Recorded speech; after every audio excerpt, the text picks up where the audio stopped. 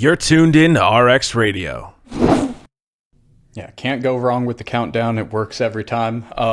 So if you're hearing this, this is RXD Radio. This is coming out Wednesday. So unfamiliar voice on Wednesday. I'm James Thayer. I'm one of the Prescript coaches, and I have a guest with me, Nick Ridpath. We're going to fill in today. We're going to talk about strength and conditioning, talk about communication a little bit. But first, I want to kick it over to Nick and let him give a brief introduction. So if you're not familiar with Nick Ridpath, he's very involved with Prescript, very active in one of the labs we do, and also has just been with us for quite a long time. So happy to bring you on and get to highlight you. Yeah, appreciate it, man. Like Thayer said, Nick Ridpath. I am a Prescript lab instructor. I actually do two labs. I do the Tuesday lab and the athletic development lab. Been doing that since the start of the year. And I think I took either the first or the second iteration of the Prescript level 1. So kind of been just hanging around close to the jump. Other than that, played football at the College of William & Mary. As soon as I finished up there, I started personal training. It happened to coincide with COVID. So my first personal training job I actually got, it was shut down the week I was supposed to start. All the gyms got shut down. So ended up rough start. Moving home. Yeah, it was a rough start. Ended up moving home, working on my garage gym. I started doing a little bit of online training as well. And then I got a job at I started running my alma mater's my high school football team's weight room, and then I got a job in the private sector, helping run a strength and conditioning facility in Blacksburg, Virginia. So I started there, and then moved up to the DC area. Been up here for about 3 years now, working at DMB Iron. Run my own business through there and work with a wide variety of people, from young Gen Pop to old Gen Pop to college athletes to pro athletes, a little bit of everybody that comes through. So it's a very interesting experience on the day-to-day. I get to do a lot of different things. All right, perfect.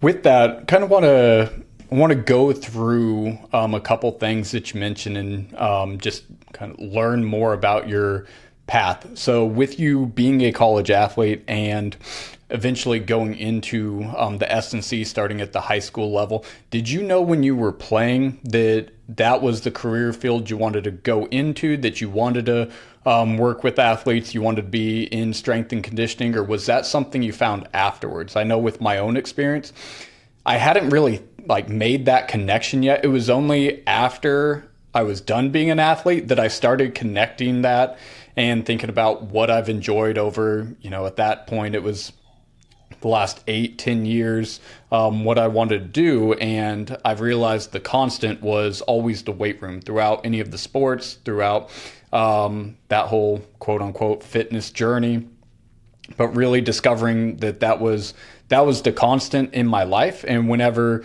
made that transition from being an athlete and kind of identifying myself as an athlete, it was like, okay, this thing is familiar. This is something that I've spent a lot of time and energy and dedicated a lot to. Now taking that academic side and starting to learn more through the education route to pair it.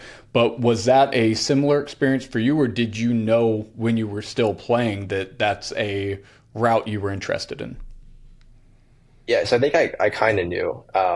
Much like many of us, I think my love for understanding the human body and training kind of developed around me being an athlete at a young age. So around I don't know, maybe 13, going into high school, maybe the end of middle school, I was just like a chubby fat kid. I was a good athlete, and I got chubby, and I kind of stopped being a good athlete, and I knew I wanted to be good at football, so I was like, okay, what can I do to, change my body and be a better player? So I got really into learning how to lift weights and trying to learn more about the body. And naturally that comes with just reading bodybuilding.com articles for whatever that's worth, but it's a start, And so throughout high school, I got really into that. And then going into college, I thought I was going to go the generic business degree route or public policy, something boring.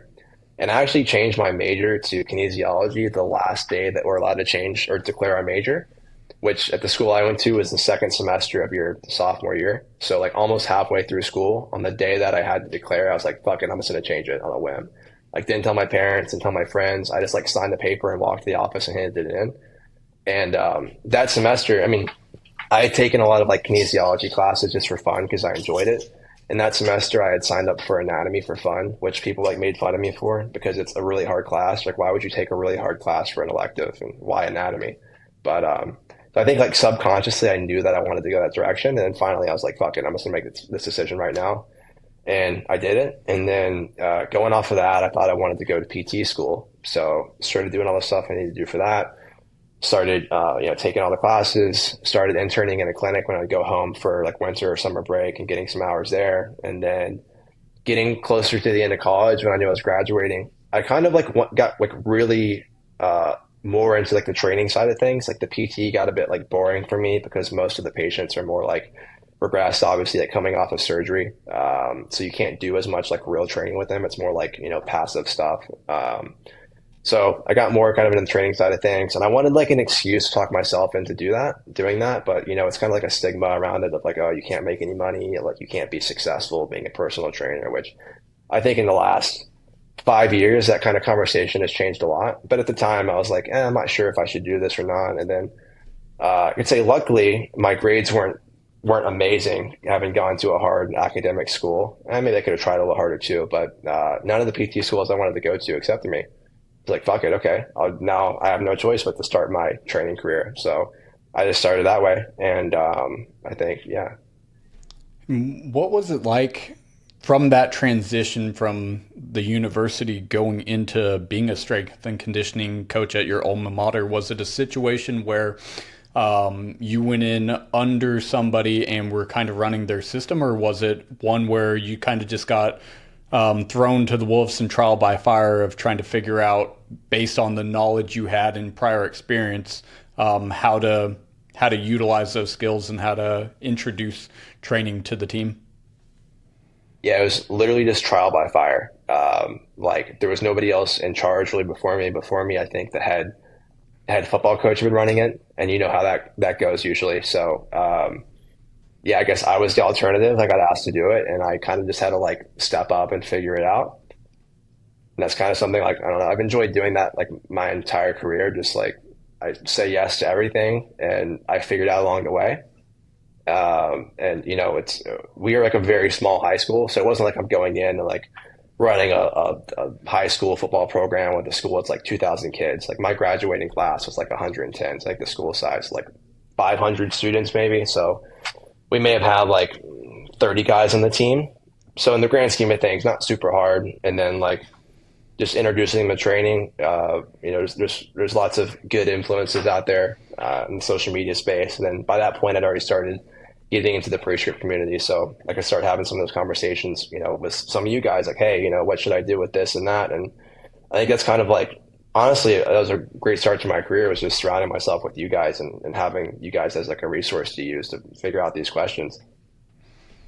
Yeah, I think finding those communities are definitely important and something that I think it is hard to find in the fitness industry, especially whenever you are in a situation where you're a trainer just at a local gym, or you're the weights coach at the high school, trying to expand outside of that, because they can be very isolated in the position and really having to branch out, having to go to conferences, find workshops, find communities like Prescripts developed. You were there in the very early days, so similar to myself, like you've seen how this community is just expanded and continued to explode, and like your involvement from staying around from those early days has also expanded, and now you're being able to relay knowledge and information that have come from being involved with the community, but also your own experiences, bringing that into the labs that you get to oversee. Yeah, for sure. It's been great. Yeah, and I guess going back to the root of your original question about running the high school weight room, for a lot of it, I'd been in a traditional S&C environment for the past 4 years. So a lot of what we did was just, okay, I was very cognizant my entire time playing about like what we were doing in the weight room and trying to figure out why we were doing those things. So I think a lot of my first like training thought processes were from what I did, where I was, and then like trying to, evolve that into something that I found a bit more productive. So that's kind of like my starting shell, my foundation to work on, and kind of adapted that towards the situation I had there. Yeah, and looking from where you are now, to looking back, can you identify anything that kind of a mentality, mindset, or just approach that has continued on? And in reflection, is there some things that you look back on and you're like, never again, or why was I doing that? Because we all have those. Yeah. I think just like as a general mentality, my thing has always been, like I said earlier, just like try to say yes to everything. Obviously, like never go like way in over your skis, but try to say yes to everything and then figure it out along the way. And part of that's having the confidence to figure it out, and not in like a cocky, like I can do everything, but if you surround yourself with the right people, it's like, okay, I know maybe 80% of this. And for the last 20%, I know like, I know Thayer, I know Killian, I know Shallow, like they can answer these next like three questions I have and help me fill in the gaps here. Right. And then the rest is just application, right? Like what's the saying? Like fail fast. Like, if you make mistakes and you don't get too upset about it and you just use that as like a learning, learning point, and you grow from that, then you can really, make a lot of progress in your own career and your own thought processes, and, developing something that's going to be productive for your athletes and for your clients. Yeah, and kind of speaking about where, like from that piece where you are now, how were you able to navigate that transition from the high school setting into the setting you are now? Because you are in a very unique gym, but you also have very unique clientele, and there's been this transition through the years that you've made for that. And it's not necessarily a traditional path. When we're discussing S&C, traditionally it'll be maybe high school, maybe getting involved in athletics. You'll see some coaches go through a university setting and that might get them into a professional environment, but it's a very traditional route that a lot of people take to enter S&C, and you were able to kind of subvert that and navigate your own path. Yeah, I think part of that, it helped that I had a very interesting experience. So kind of my middle ground was so while I was running the weight room for my high school football team, I also got a job at Total Motion Sports Performance in Blacksburg, Virginia. So there we had like at the time like 80 athletes, and it was a variety. There was kids age 9 to, we had guys that were like in the CFL. We had a pro golfer. We had some guys that were playing D1 baseball. So we had a really big variety of athletes there to work with, and then also it was attached to the physical therapy clinic that I interned at. So also what I would do, because we were just trying to make things work over there, anybody who finished up their physical therapy and they wanted to keep training as a continuation of care, they would come train with me. So on a given day, I would work with a 9-year-old kid, I would work with a semi-pro athlete, and I would work with a 75-year-old who had back pain previously but now wants to increase their deadlift, right? It's like a bunch of like random shit, but it was in a really interesting environment where, I had really good peers around me and a really good boss, and I could, ask questions and we could kind of collaborate to figure these things out. But I think it's getting exposed to, a variety of clientele and made you keep thinking, and made you kind of think outside of the box sometimes, as opposed to, if you're working in a big box gym, and you're kind of just training, gen pop between the age of, 40 and 60, it can get a bit redundant in terms of like what you end up doing. So I think kind of transitioning into my role that I have now in my own business, working through DMB Iron, I worked such a variety of people that, a lot of leads that reach out to me, I'm comfortable with saying, yeah, we're probably a good fit. So, mainly started out with just training gen pop out there, transitioning, I had to grow my business base, and most people going into a gym looking for training, are gen pop clientele. But then, through a few connections and, like proximity, I got a few athletes to work with, and, a few people involved, some cool stuff like DC politics and whatnot. So just based off of the area. So yeah, it ended up being like the perfect spot to get, exposure to a lot of different people to work with. And then I think I attribute a lot of my success with that to just my experiences previously with having worked with such a wide variety of people. And I think that really highlights your mentality of saying yes. As you mentioned before, like understand the capacity at what you can work, but saying yes and being open to training these different clientele that they have created that exposure and given you different experiences. And I'm sure that day to day, it kind of helps keep you very involved where no two clients are the same, that there's very different demands that are coming in. There's very, different even personalities that you're having to work with, you're having to manage, going from your gym pop clients to your athletic population and everyone in between. I think a lot of the times, especially newer trainers, since relatively coming into the space, like it's still like your career path has been very dynamic in a very short amount of time. But with that mentality that I think a lot of new trainers kind of miss those opportunities because they think very early on, this is the type of client I want. This is the population, and that's all they try to recruit to, or that they aren't open to different populations.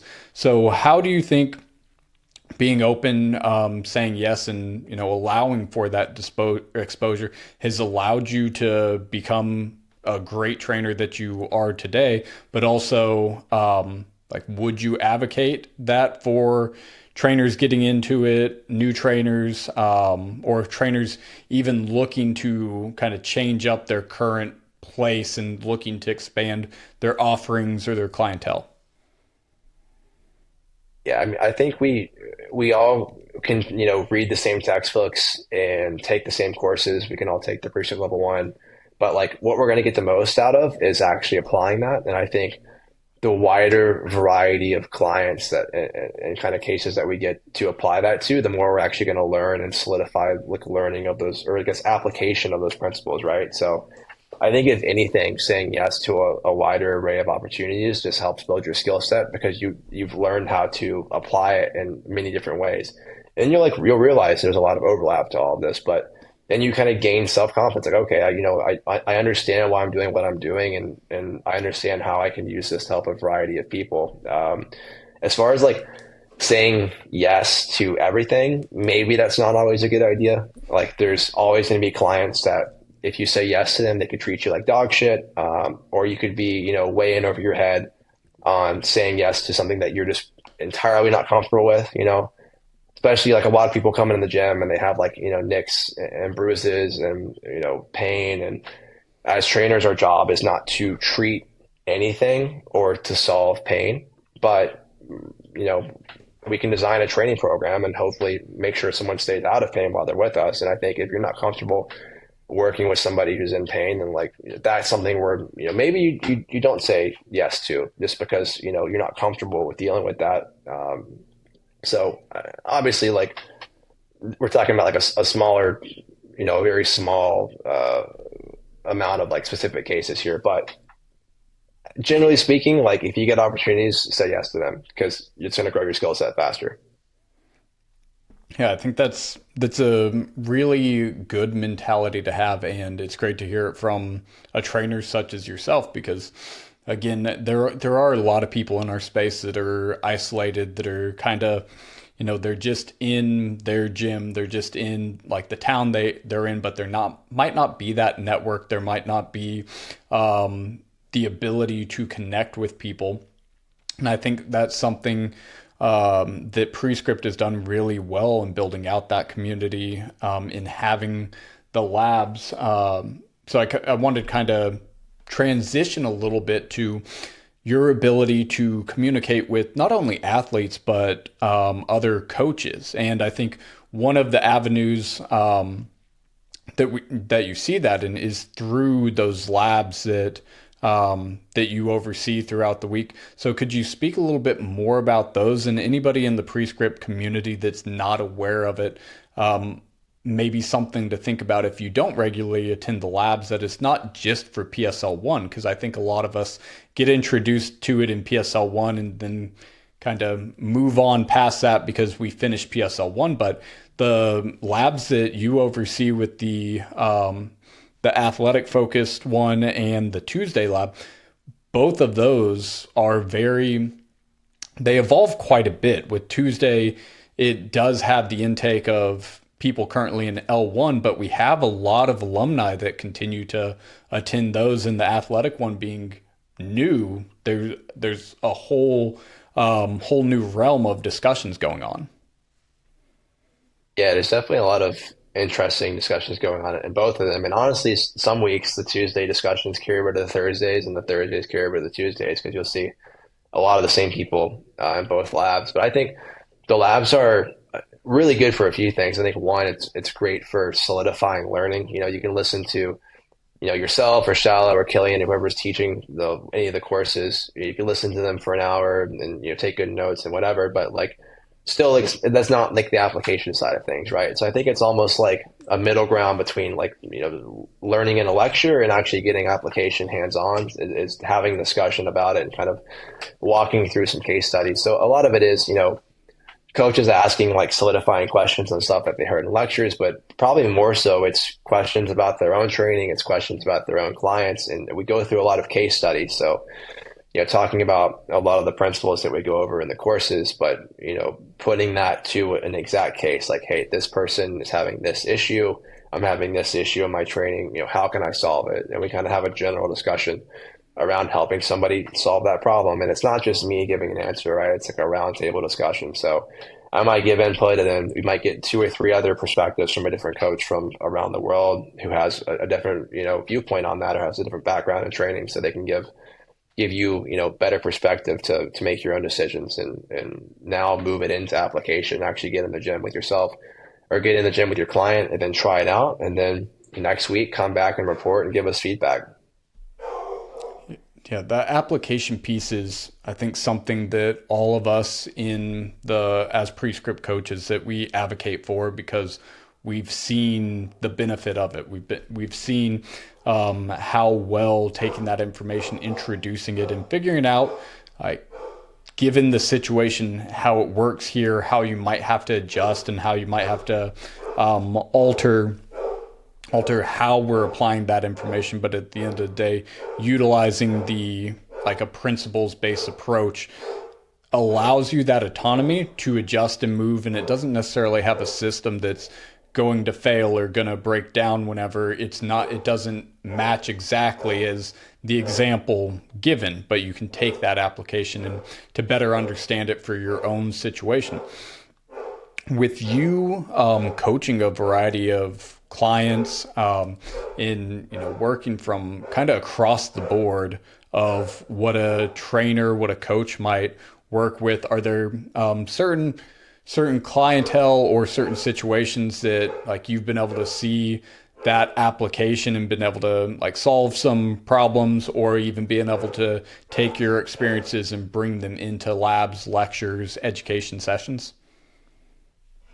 Yeah, I think honestly, as coaches, we end up solving a lot of the same problems. I'm not saying that we're never presented a new problem, but you and I could probably sit here and talk about 10 different clients that have had certain issues.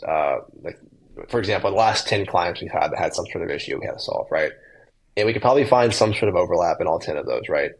There's probably not going to be that many weird ones. It's probably going to be a lot of reoccurring themes. So I do 100% think that having that broader perspective, helps me help other coaches solve their issues, because like we can talk, more in the sense of this isn't just one case study. This is 10 case studies or 100 case studies. We've seen this a bunch of times, right? And then multiply that by 10, 20, 30, however many coaches are there, right?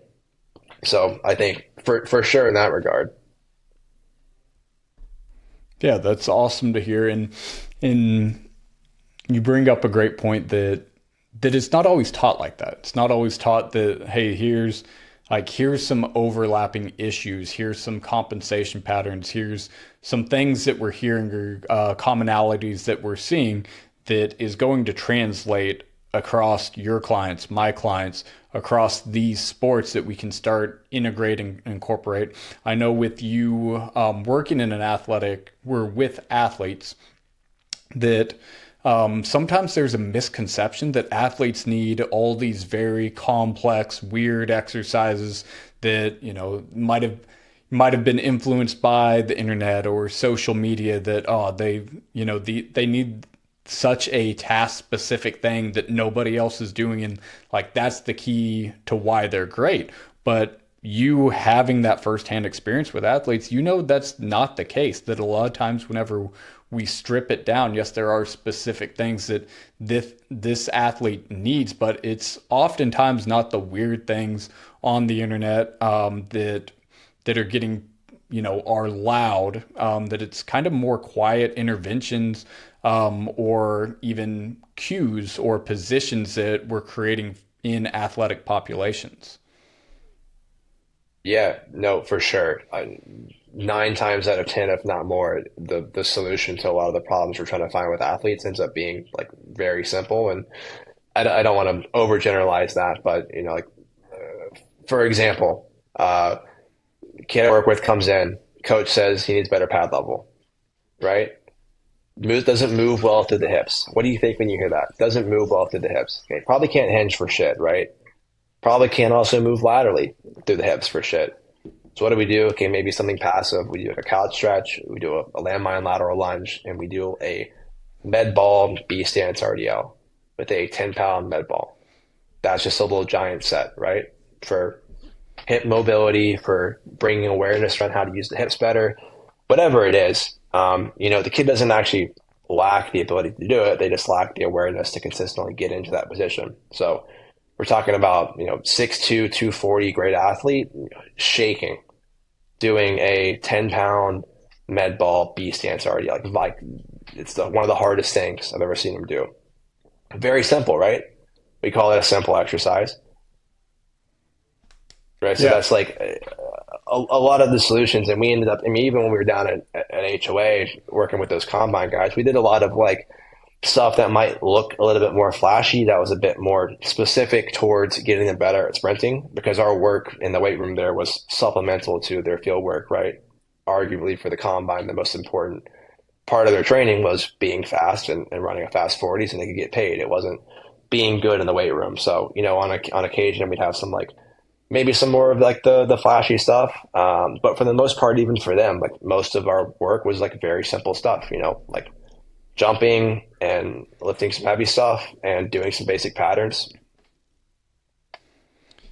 Yeah. And you bring up L3, and I think this is a great transition to take this conversation, because it's relevant to when we're recording this and when this will come out, that the first round of June L3 is currently going. So anybody that's not aware of what L3 is, it's a kind of our advanced certification. Correct me, or I'll have you kind of share what your experience is, but it's basically L1 and L2 are prerequisites to be able to attend L3. With L3, it's essentially what Prescript's created is a week-long internship that you get hands-on experience. You take the information that you learned from L1, L2, and the additional information that you're learning in L3, and you work directly with professional athletes that you're helping them, depending on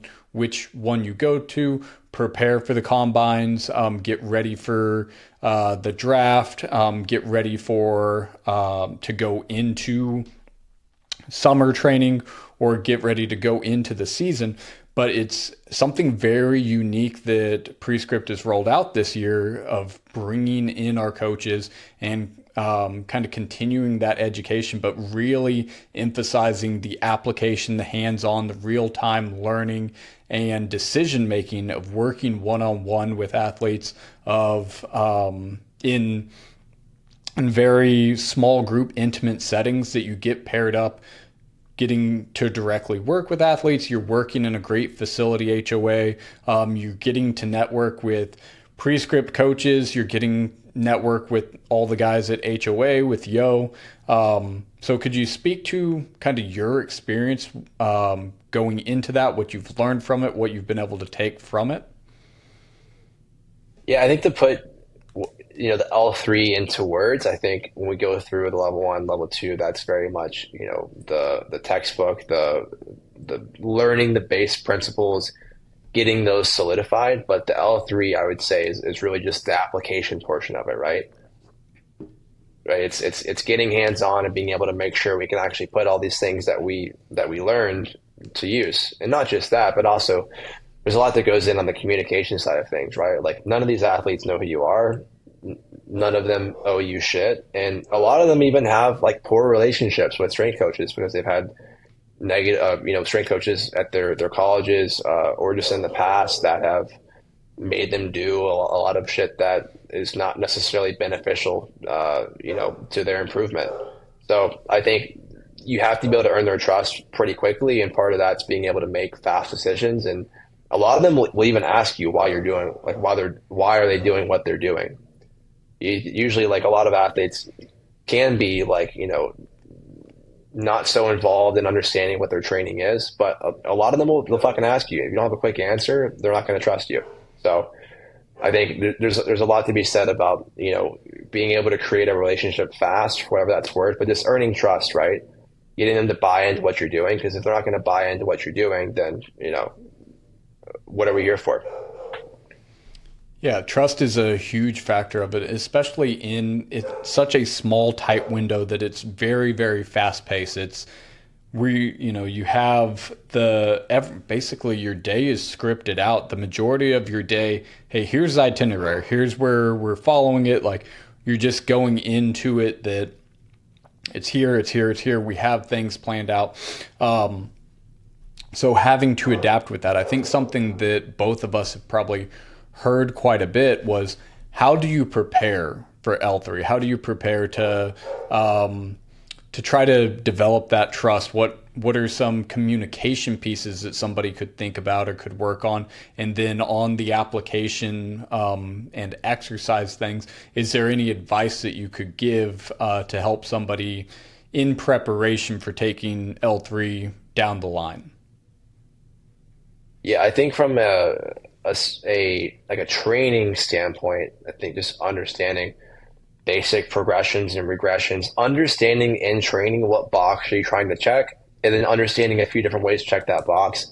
A lot of those guys are training with injuries. A lot of those guys won't even tell you that something hurts on them, even though you can tell, because they think if they tell you they're hurt, that they're not going to get paid, right? Being hurt is not good for getting drafted. So I think understanding, how to maybe not even progress and regress things, but how to find suitable options on the dime, how to make those adjustments is very valuable. So just having understanding of which boxes you're trying to check.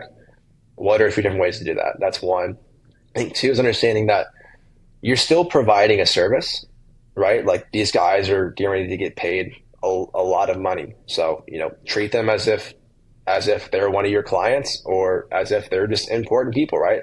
Help them up off the ground, bring them water, like dap them up, say what's up to them, chat them up a little bit, like they treat them with good service basically. Right. And then I think if you can make those quick decisions and you treat them with good service, they're going to buy into what you're doing. Like it's not super complicated to get them to buy in if you can manage those things. Now, if you're starting to hesitate, if something hurts and you can't adjust it, if they're asking you why you're doing something and you can't explain it, or if you're just like standing around making them get up on their own, you're not bringing them water, you're disinterested, like they're not going to buy into what you're doing. They're not going to trust you. Yeah, they've had 100 guys like you working with them in the past. And that understanding of you're there to be of service and you're working with people. And even though anybody that's attending that, like they're wanting to get that experience, they're wanting to get the education out of it, but really being able to connect with the athletes, being able to connect with them on an individual basis, it is those small details. It's being aware of, hey, can I help here? Whenever they want the explanation, more than happy to give it to them. Whenever they don't want it, recognize that, kind of find those cues to be able to be able to provide that, but then also it's just that interaction. It's just, again, treating them as, hey, you're a person and I'm here to help you get better. Like that's the point of any of the coaches that we have coming in, to help the athletes improve, to give them the training for that duration, to kind of focusing on that bigger picture of betterment towards the individuals and that population as a whole.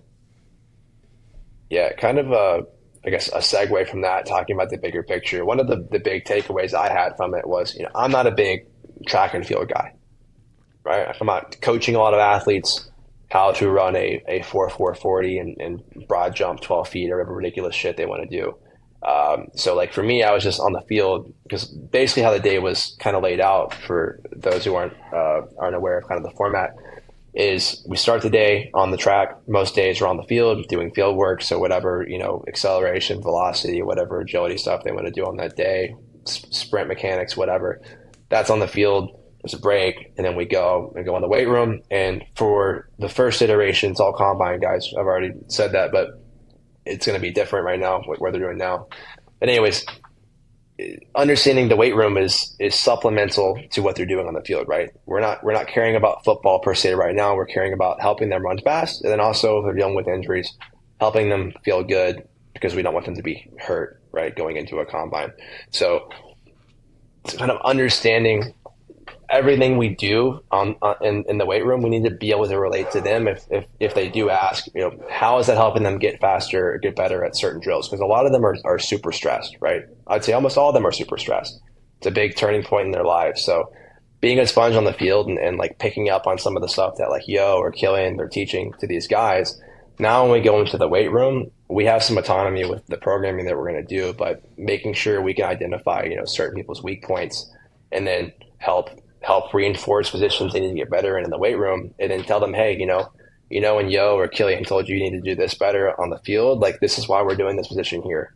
It may not feel like running, but that's what he was talking about, and that's what we're doing here. Like, oh yeah, that's cool. I get that.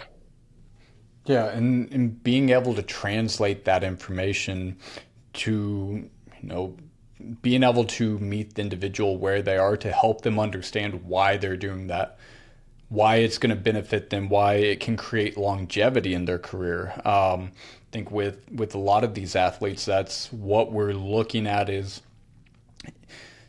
how I always describe athletes are, they're the greatest compensators because they've been able, despite limitations, they've been able to figure out how to perform. And that's kind of what elevates them not only as an athlete, but as you start seeing deeper into more elite levels, even to professional levels, that they've been the best at figuring out how to work around any limitations that they might have, any composition or compensations. So they're the best at figuring or completing the task, to figuring it out. And where we have the opportunity working with athletes is essentially giving them more options, that whenever it is game mode, whenever they are in the field and they're doing the skill of their sport, that now they're not limited to one option, but they have a multitude of options and positions that they've been introduced to, that they've been exposed to, that they can choose to now utilize that they might not have before. Yeah, I think that was honestly one of my biggest takeaways was one or two lines that Yo had when it was kind of the end of a day and a few of us were gathered around him and he's kind of talking about, his thoughts on the training and helping those guys develop as professionals. And what he said was, like, of course, like they're trying to run fast and bench whatever for the combine and look good for the scouts. But if anything, he was saying his goal for these guys is just to educate them on how to use their bodies, right? If anything, learn how to use their bodies better. And that's going to give them a much higher ROI in the future, right? They can do that. They can do a multitude of things differently to, their benefit. And they're going to have a much wider skill set to use on the field. Yeah, that's it coming from somebody like Yo that is not only in the league for so long, but has been around so many guys and has helped so many athletes at different levels in their career path, that I think that perspective especially brings a lot of value to it. And taking that mentality, I think athletes appreciate that, understanding, hey, we're thinking about you. It could potentially be something that they've never heard before, because the unfortunate truth is sometimes athletes are seen as like, hey, how can you help me, coming from a coach's perspective, whether that's a their whether it's a university coach, a high school coach, but seeing them of how can this help me in my career as far as like win games, or in a weight room setting, hey, how can I get you to put big numbers up because it's a positive reflection on me, instead of really focusing on, hey, the things that we're doing, it's to help you, because I want to make sure that you're not limited in the ways that you can move, that we're being mindful of any previous injuries, that we're teaching you how to work around or how to understand the positions you've lost because of that injury, to redevelop them and to honestly create longevity in their career, because that's what every athlete needs. The longer that they can consistently play, the longer that they can stay in the league, the more money they're going to make, the more that they can help their families and help themselves. If you can help them achieve that, that can be life-changing in the longevity of their career. Yeah, it's always the way that I've looked at it too. Is like, obviously I think there's like a big crowd on the internet that gets in a tizzy when you talk about injury prevention in essence. But I think we can definitely talk about improving someone's movement variability and helping build exposure and resiliency in a variety of positions, and that's probably going to help mitigate some injuries, and they're probably going to be able to play longer, and probably going to be a net benefit for them. But I think even outside of that, kind of a thought process. I got both like personally from a few athletes I've worked with, but also talking with Kyle Rogers a lot about baseball guys. I was asking him, I was like, is the goal here with some of this movement stuff to prevent Tommy John surgery, or is that kind of inevitable? And he's like, no, honestly, like a big part of it is like, so the skill coach can teach them to get like in different arm slots and get in different positions, right? So giving them the ability to now like kind of hone their tool set for actual pitching. And I see it too with like a kicker that I work with, like helping them be able to control their plant leg more, and have, being able to, if they want to tweak certain things, have access to do that, right? Positionally speaking. Or even like the example I gave earlier, which is like getting lower pad level. It's like you're giving someone the ability to get into their hips better. They're probably going to, when you say, hey, like drop your pad level, they're probably going to be able to do that better, as opposed to just trying to like squat down and get all knee bendy, right? I think even outside of like the injury side of things, like there's value from a skill standpoint, right? Which is most important for sport, like get better at your skill. So it even can help the skill coaches out. Yeah, I think that's an important thing to recognize, and important having those conversations, because we can see baseball is a perfect example of a sport, because how frequent the occurrence of games are, that it really creates a unique setting that I think it's improved so much, but as an industry, S&C is still trying to catch up to understand, hey, like this might not be a sport that benefits from the traditional two times a week in the weight room where it's like 1 hour. It's like, hey, we need to think about how we can take some of these the aspects of positions, how we can develop some positional resiliency, but we might have to look at it a different way, because their ability to recover, the frequency at which the stressors and stimulus is being sent from the just turnover of their games and travel, I think that's really pushing the industry to understand how we can better train sports, and again, from your point, like better understand, one, that it's not necessarily injury prevention, but looking at like injury risk reduction in that risk to reward, doing this exercise or putting them in this position, is there a greater risk or a greater benefit whenever I look at the whole picture, not just in this controlled environment that is the weight room, but I have to think about when their game is, their practice, where the intensity of this is going to be, what's the recoverability that I can't operate on, or maybe we're not seeing it as much, or maybe there's more education that's being spread that we can't operate on this island that I only look at the gym and I'm just going to have them do the workout that was created that I'm going to, relay to the team or to the rest of the team, but it's really looking at what are the contributing factors that I need to account for that are going into this equation of helping this athlete perform. And it is those aspects of, again, game frequency, it's the durations. Hey, if, how many pitches did this guy have? If I'm getting him 2 days later, what was his pitching number, or even how many games did he have that week? That it's really something we need to consider to be able to manipulate. And also looking at, hey, because if it is the pitcher, because he was in this position so frequent, what is that positional variance that I can provide for him to either spend longer duration in this position that he doesn't get a lot of exposure to because he has to be in and out of that position very quickly.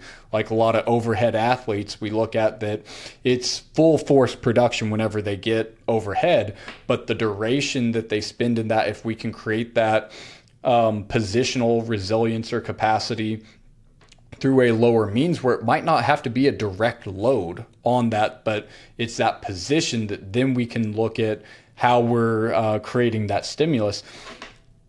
I think it's conversations like you're having in people like Corey in baseball that are making a difference because they're starting to think about these things in that positional resilience that you were describing.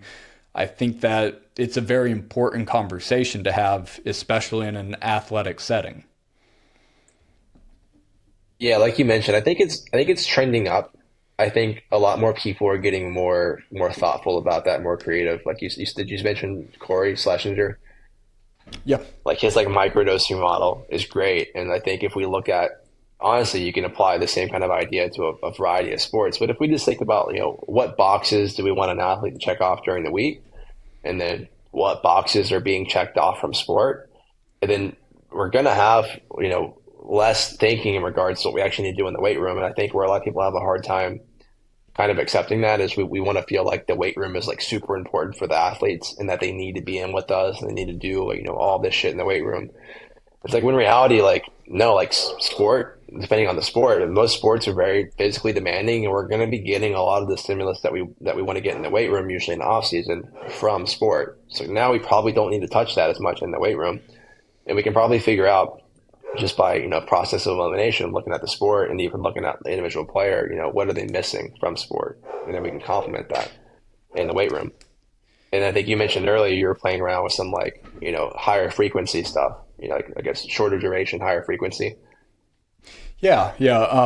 So in an earlier conversation, we were discussing, because at the university I work at, I trained the cheer and dance team, and Corey Schlesinger was one of the influences of this kind of thought process and consideration with his microdosing model.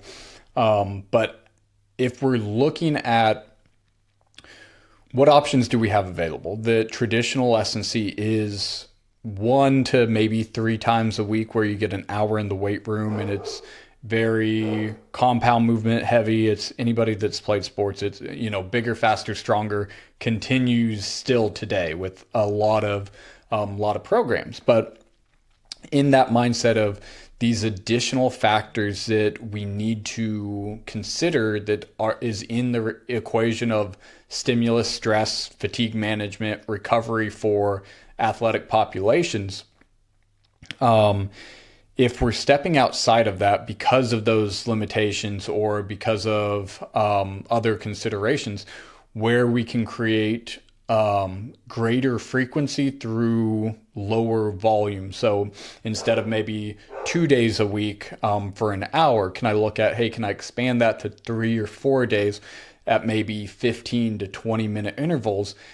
but having the mindset of I don't have to send as great of a stimulus to these athletes because we're upping the frequency. And so essentially they're getting more practice in the position, getting more exposure to the movements at a greater frequency through those smaller durations. And really, whenever we're looking at skill acquisition, the more we're able to practice something, the better we are at learning it, and the better or the faster we become more proficient at it through that greater frequency of exposure. And so with that is something I did want to ask, because we are kind of getting towards the end, but yeah, I can't let you leave without asking this. You work in kind of with your own business more in a private setting, let's call it. How do you navigate that conversation, not only with the athlete, because I think that's the easy part of whenever you're in athletics is you're working directly one-on-one, building that relationship and trust. But how do you navigate expanding that network of looking at, hey, am I working with a high school or college kid that has a strength and conditioning program? Am I working with a professional athlete that has these other coaches that are involved that I need to kind of be mindful of what they're doing, or I'm trying to develop those roads in to better understand a fuller picture of how best to train this individual? How have you been able to kind of navigate that? Yeah, I think a lot of people look at it the wrong way in regards to like other coaches being involved, that it's like competitive. I always look at it as it's going to be more productive for everybody if it's collaborative, right? So if you get an understanding of like, especially if we're talking about strength and conditioning coaches in colleges or, in the pros, like they're going to want their athletes to do certain things. So it's never doing a complete overhaul with these guys when I do get to work with them and making them do only what I want them to do. But it's kind of having a conversation with the athlete, like, hey, here's kind of what they want you to do. How do you feel about that? What do you think we could do, on top of this that would help you, get better on the field or with whatever specific things that you want to focus on? I think a lot of it goes through the athlete, because even a lot of the athletes might wipe their ass with their off-season program. I know when I was in school, I did my off-season program going into my freshman year, and then never again. I just like did my own thing after that, because everybody that did that program got hurt. We all had like hurt shoulders and hurt backs and hurt hips. And I'm not saying all these programs are like that, but I think having a conversation with the athlete is super important, and getting an idea of what they feel they need to work on, and then getting eyes on the program and seeing what they have on paper and seeing how those two things fit, and then making some adjustments to kind of make sure that we're not missing anything there.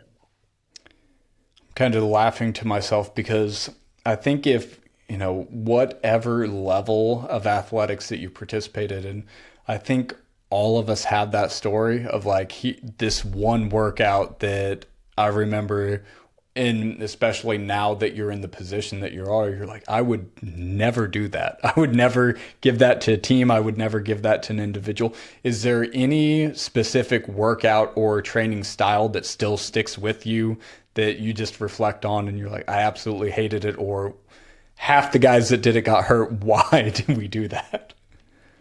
Oh, dude, I could give you a couple. I think one of my favorite stories of training was when I was in high school. I was probably like 15 years old, and my coach at the time, he played in the NFL, and he had all these old like NFL like strength and conditioning handbooks, and telling me the story about this I won't not mention any names, this like pretty well known linebacker who used to play for the Saints, and how they used to train together, and they would do this like one bench workout like every week, and all their benches got like strong as fuck. And basically all it was like 10 sets of 10-second eccentrics with like a over your max. So whatever you wanted your max to be is like add 20 pounds to that, and then just do like 10-second eccentrics and have a spotter help you up with it. And I did that every week for probably like 20 weeks one year. And I think my bench actually went up like from if I was 15, it probably went up like close to 60 pounds in a summer. Yeah. Like I think from the end of the season, like January until August, whatever that is, I think we just did that, and my bench got strong as fuck, making no sense. But when you're 15 and you're just like training really hard, like you're probably going to get really strong.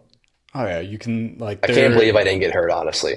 they're invincible, but that the recoverability, the resiliency of young athletes, and I think sometimes that's why we see some of these styles of training, why they're able to maintain because of how resilient young athletes are. I remember, I think it was my first year in JUCO football. We had an off-season workout that they called man makers. And basically it was, they paired us up in like skill position or big positions. And so based on what position you were, here's the weight on the bar. And it was 3 to a group. It was a hang clean to a front squat to a overhead press to a behind the neck press to a back squat. And that was one. And so basically it was like, hey, you have an hour. Each group has to finish 100 reps as a team. And, walking away, like everybody's neck was skinned because it just started dropping. Everybody's hands and thumbs were tore up. But that's still a workout that sticks with me that I'm just like, that is so stupid. Yeah, people think CrossFitters have been in CrossFit. In reality, it was just high school strength coaches. Yeah, I think that's we'll kind of leave on those that story on that high note.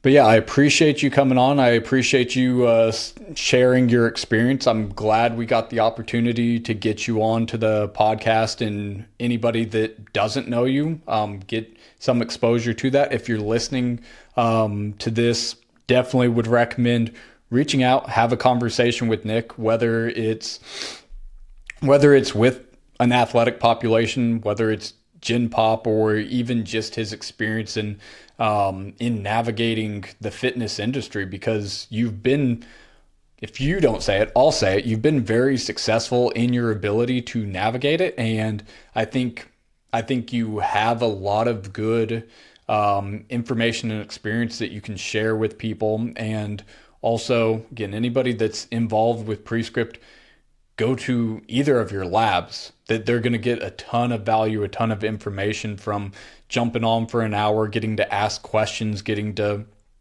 hear those shared perspectives.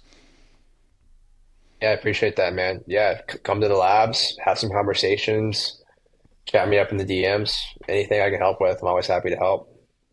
Yeah. And for anybody listening, if you ever have the opportunity to go to DMB Iron, I highly recommend it. Yeah, please come through. And before you come through, hit me up. I probably have somebody who's involved in the pre-trip community and one way or another come through like once a month to train with me. So random people are coming through DC. And so it's cool to get to connect with a lot of people that are passing through. So if you hear that open invitation, make sure you reach out to Nick. Open invite. Yep. Send me up.